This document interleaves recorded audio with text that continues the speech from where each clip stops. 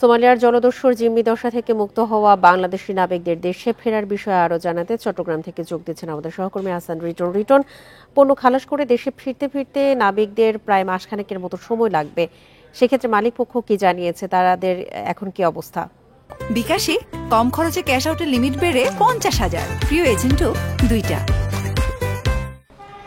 দেখুন, যেদিন এই জাহাজটি সোমালিয়ার জলদস্যুদের হাত থেকে মুক্তি পায় সেদিন থেকে আসলে আমরা দেখেছি চট্টগ্রামে যে সমস্ত নাবিকের বাড়িঘর রয়েছে, যারা এখানে বসবাস করেন, তাদের পরিবারে এক ধরনের খুশির যে আমেজ সেটি বয়ে যাচ্ছে। আমরা বেশ কয়েকটি পরিবারের সাথে কথা বলছি, তারা আসলে এই গত প্রায় একটা মাস ধরে তারা এক ধরনের শঙ্কার মধ্যে ছিলেন, উদ্বেগের মধ্যে ছিলেন। সেই উদ্বেগ তাদের অনেকটাই কেটে গেছে এবং এই মুহূর্তে তারা আসলে অপেক্ষা করছে তাদের প্রিয়জনরা যাতে তাদের কাছে ফিরে আসে।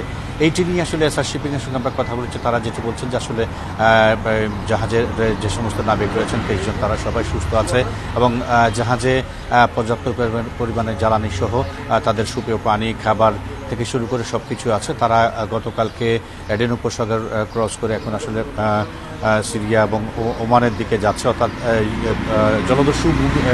জলদস্যুর যে কবল যে এলাকাটি ছিল সেটি তারা ক্রস করে সে সংগত কারণে এখন বেশ বলা যেতে পারে যে শান্তিপূর্ণভাবে জাহাজ এখন দুবাইয়ের হারমিয়া বন্দর দিকে যাচ্ছে এবং সেখানে 16 থেকে 17 দিন পর সেখানে গিয়ে পৌঁছাতো এবং তারপর সেখানে যে কয়লা রয়েছে সেই কয়লা খালাস করার পর সেখান থেকে 21 জন নাবিক তারা আসলে জাহাজে করে আবার ফিরবেন।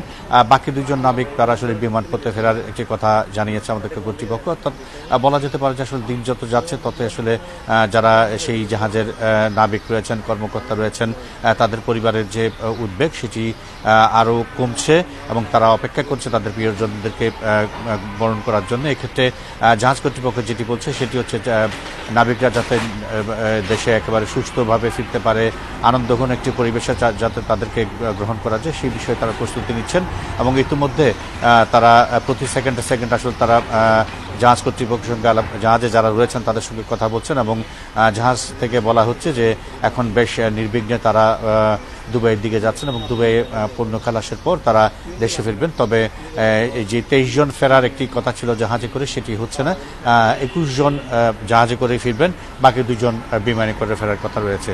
তো বলা যায় যে সবকিছু মিলিয়ে একটি স্বস্তির খবর সবার জন্য অপেক্ষা করছে।